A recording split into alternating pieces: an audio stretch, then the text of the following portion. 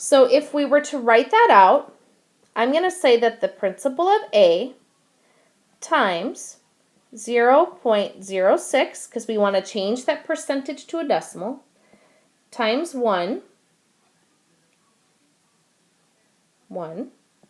okay, is equal to, and now this is where we just solve for that principal of B. So I'm going to say 6,000 minus PA times 0.04 times 1, okay? And then we simply go ahead and we multiply this out. Okay, so on the left-hand side, I am left with 0.06 times PA, okay? All of that is going to be equal to 240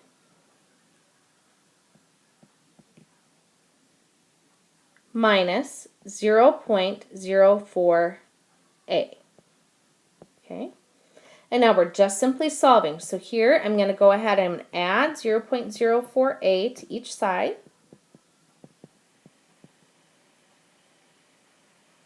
Oh, and I should say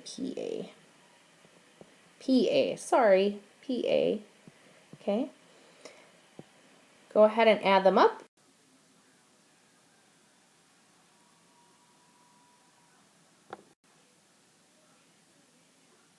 Okay, so let's go ahead now and look at that mixture problem. So this is number 59 out of 3.4. And the problem that you have here is labeled tea tree oil. And this lady Paula would like to have a 4% solution. And she doesn't have that, and she needs to mix it. So it's all about mixing these and how do I get what I need to have. And if you think about taking something at home and, maybe you would like, cranberry juice and water, and you want 8 ounces and you want it to only be half juice and half water. Well, that seems like it would be fairly easy for us to figure out, right? So we would want, okay, if we want 50% juice, I would add in 4 ounces of juice and 4 ounces of water, and voila. Well, doesn't seem quite that easy, but that's truly about how easy as it can get. And what I'm going to do here is write out a really basic kind of formula that is something I just kind of came up with to help me visualize these mixture problems. And so here's how I think about it. The percent of 1 times, I'm going to say amount 1, plus a percentage of something else times amount 2 is equal to a solution percentage times, that's not going to fit there, sorry, but that's the total amount, okay? So that's just a really, really basic way to kind of think about this problem. So let's read and try and kind of summarize what do I know and what do I have. So she knows she wants a 4% oil solution. So that 4%,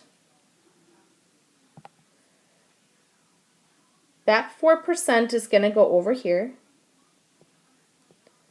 Okay. She would like to have at least 6 ounces. Okay, so that's my total amount. Okay, and then I have to go back and reread the problem again to figure out what does she have. So she has a 2% solution. And now amount 1. We don't know what that particular amount is going to be yet. So let's just say it's X. Okay. Plus a 5% solution times amount 2. How do I get amount 2? Well, I know what my total amount is right here, and I know that what my amount 1 is. Even though we don't know it, we have a way to represent it. So the amount that I'm going to put in here is going to be 6 ounces minus x. Okay, and now I have filled in all of those dots. In your next step, make sure that you change your percentages to decimals, and then your problem will look like this. So 0.02x plus 0.05 times your 6 ounces minus x is equal to 0.04 times 6 ounces. Okay, so now I'm just going to go through and work through the motions here. So my 0.05 times my 6 becomes 0.03.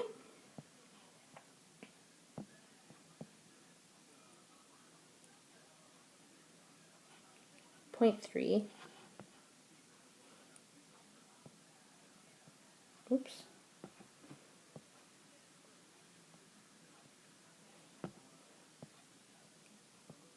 Oops, I can't erase that. Let's see.